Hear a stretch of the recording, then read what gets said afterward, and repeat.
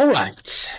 Well, this is what I'm doing. This is stand-in-place farming, and this is what it looks like when you're doing it wrong. We're mostly doing it wrong because you're supposed to do it with, and I'm going to make the screen really big here, you're supposed to do it with a bunch of druids, a bunch of moonkins standing around, dropping moonfire. But I had this crowd of Alliance coming up in for an achievement. They were all the new races, and so they weren't druids because you can't get druids in any but one of the races, one of the new races. So I have another crowd of druids coming up, 4 druids. Meanwhile, I'm trying to make it work, and here's how it works. I'll try and explain what goes on here. All right, so this area here, this is a leveling area in Nazmir, and this is a hyperspawn. A hyperspawn is a spawn point where as soon as all the mobs in the area are killed, they all instantly respawn. All right, there are lots of hyperspawns in BFA, and this is the one I chose. This is the one I was told about. This is the one I was taught about. So this is the one I chose. Now, there's almost always somebody here. There's almost always somebody with a bunch of druids, with a bunch of moonkin spamming. And you're supposed to do this with 2 groups of 4. Why 2 groups of 4? Because a group of 4 does not tap the target. So if you have a second group of 4, they can both tap the target and they can both loot the target. So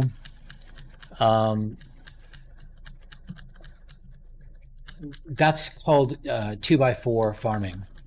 And this guy looks like he's got 2, 4, 6, 8, 10, 11. There's 11 druids here. So there may be more than one person here trying to make their way.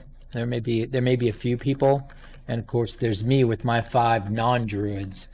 There is some way to do hyperspawn farming with a monk and his ox statue. I haven't been briefed on how that's done. I haven't looked at YouTube or anything. I'm just doing this, and the goal is to fill your bags with cloth and then create cloth items and vendor them.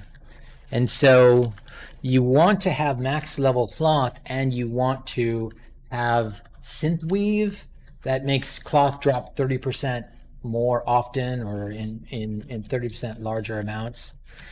You also want your 4 guys to be within loot range of each other. What do I mean by loot range? Well, everybody uses a looterang. This is a toy you get. Engineers can make it, and you only need engineering 1 to use a looterang. So in everybody's farming macro, I have a farming macro for everybody. Everybody's farming macro, one of the lines in the farming macro is cast a looterang. So every once in a while, you can see he just looted, all the sparklies went away, and he just picked up everything around him. Now everybody can pick up everybody else's loot because we're in party. Anything I tap, everybody has a right to. Everybody can loot that. And but it only works if they are within looterang range of that loot. So since we're standing in kind of a semicircle here to basically leech off the moonkins that are farming here, not everybody can get to everybody's loot when they looterang, but most of them can get to most of the other loot. And for me, that's probably good enough. I didn't have looterang in the farming macro of the monk here in the upper left for a little while, and so he's way behind on his farming. It looks like the hunter and the shaman seem to be filling their bags the fastest. I'm not exactly sure why, because the shaman's out here on the far left. The shaman is over here, And I tried to spread them out and get the whole circle of this hyperspawn, but with all these druids popping Starfall, it's very difficult to compete with that because Starfall is really effective. But the hunter does very well, and so the hunter's covering the bridge end of this area and gets probably 60 to 80% of the mobs. Tap 60 to 80% of the mobs. The druid got a little uncomfortable, and he started kind of maneuvering his guys around a little bit to maybe get more of these guys out at the bridges. And I finally moved my mage in front of the hut because the guys pop out of the hut. I think more than one guy pops out of the hut, and I just want to get every single one.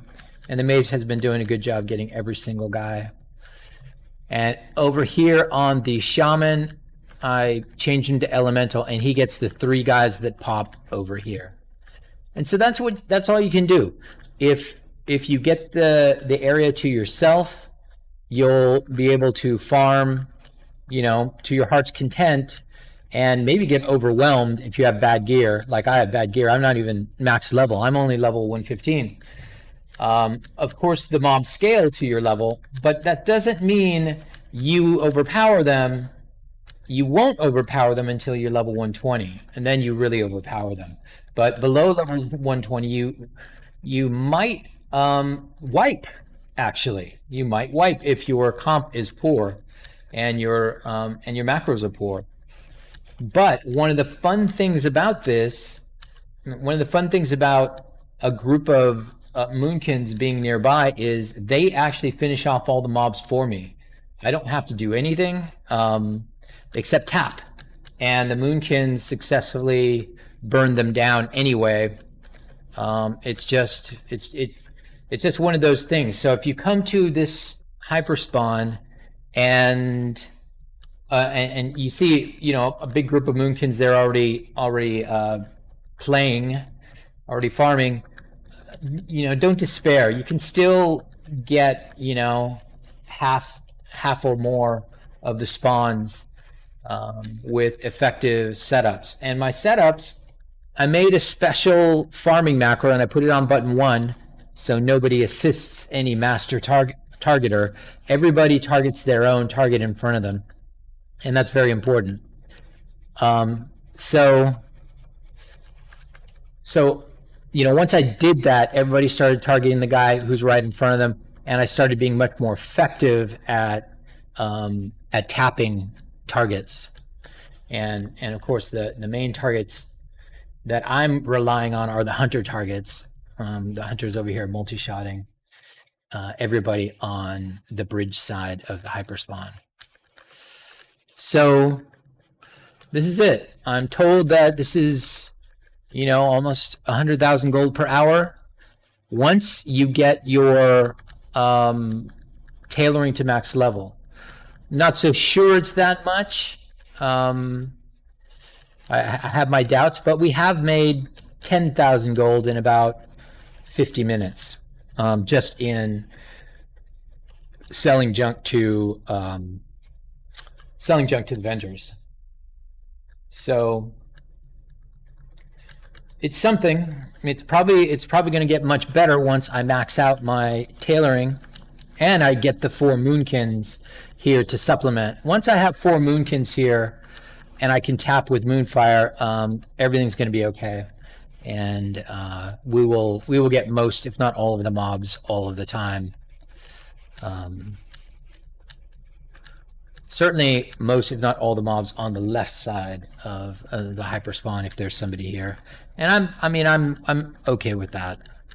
Now, we were here a little earlier, and we were so effective that the druid team here left us alone.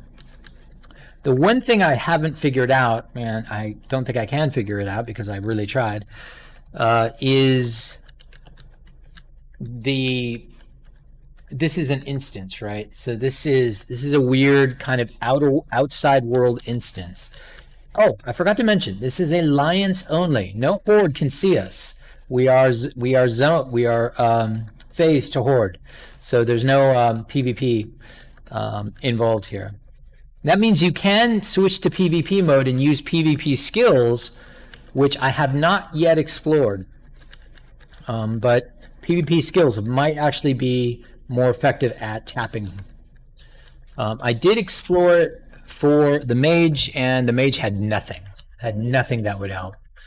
I did not explore it for the other classes. So, in any case, let's see how this goes. It's a lot of gold, I guess. I'm getting, when I said 12,000, when I said 12,000 gold in 50 minutes, that was 12,000 on each. So what does that come out to? That was 48,000 in 50 minutes of vendor trash. So, I mean, that's half a WoW token, or a third of a WoW token. So clearly it's still working. It works. But there's a lot of competition in these hyperspawns. So your mileage may vary.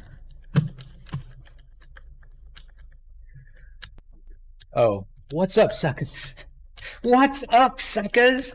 I gotta hit my tagline. So, suckers, that's how I do. That's how you do. And Monique is over there leveling the druids. So we are still multiboxing. And this guy is his bags are almost full again.